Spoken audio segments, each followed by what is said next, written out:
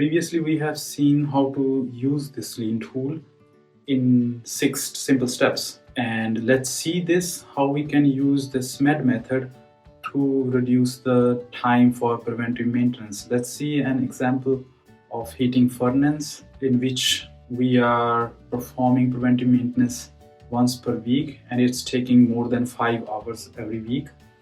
And let's see how this method can help us to reduce the overall maintenance time there. The very first step is to record all the activities being performed during this preventive maintenance. So there are two methods. First is that we go in the production and we note down all the activities being done. The second method is to do the video recording, which makes every process, which makes the every step in this analysis very easy and very effective.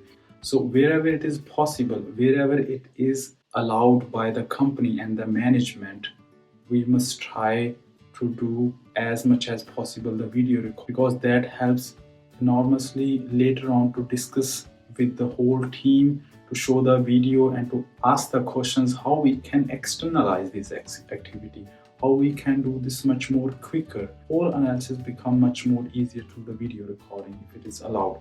So in this our example, we went in the production when the preventive maintenance was being performed, and we did the video recording of the main activities, and we have here a list of 12 activities.